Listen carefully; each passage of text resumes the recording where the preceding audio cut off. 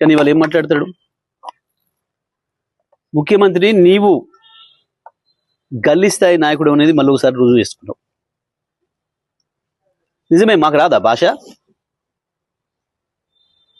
వాడెంత గొట్టంగాడు, కేసీఆర్ కాలి గోటి సరిపోడు అనొచ్చు మేము కూడా. మేము అనడం లేదు.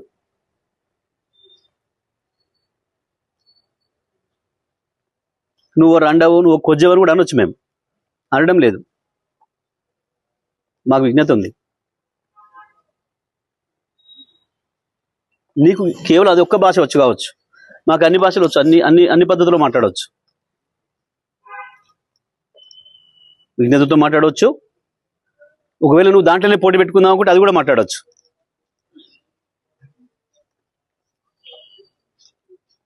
ఎందుకు వస్తుంది? రండలు మాట్లాడే భాష అది. ఇతరులు చావు కోరుకోవడం అనేది రండగాలు చేసే పని, కొట్టాడేటోడు చేసే పని కాదు.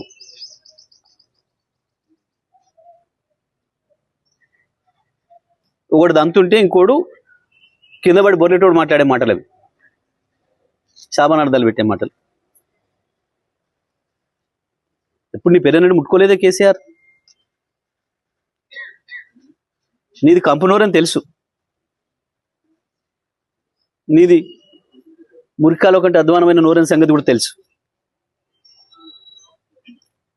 నువ్వు కేసీఆర్ స్థాయి కాదు, ఆ విషయం మొదలు గుర్తుపెట్టుకోను.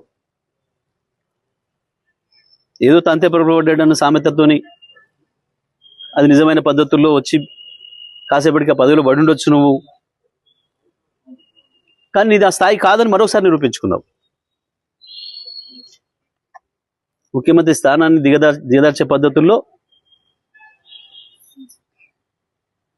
ఎక్కడ మాట్లాడింది? ఎవడన్నా ఎన్నికైనా కొత్త సర్పంచ్లకు చెప్తే కదా, నువ్వు డెడికేటెడ్గా పనిచేయండి, అందరిని కలుపుకొని పనిచేయండి, ప్రజలు మీకు ఇచ్చిన బాధ్యతలను పూర్తిగా నెరవేర్చండి, మీ విజయం సాధించండి అని చెప్పొస్తారు ఎవరైనా. నీ చెత్తవాగుడితోని వచ్చిన వాళ్ళ బ్రెయిన్ జడగొట్టి ఏం సమాచారం తీసుకుపోయారు? వాళ్ళు ఏం మోసుకపోయారు నీ దగ్గర నుంచి మెసేజ్? ఇట్లా బూతులు మాట్లాడాలి కావచ్చు మేమని మోసుకుపోయారు. ముఖ్యమంత్రి అంటోడు మాట్లాడేటప్పుడు సోయిండాలి కదా. ఒకటి మాత్రం వాస్తవం రేవంత్, కేసీఆర్ని ఏదో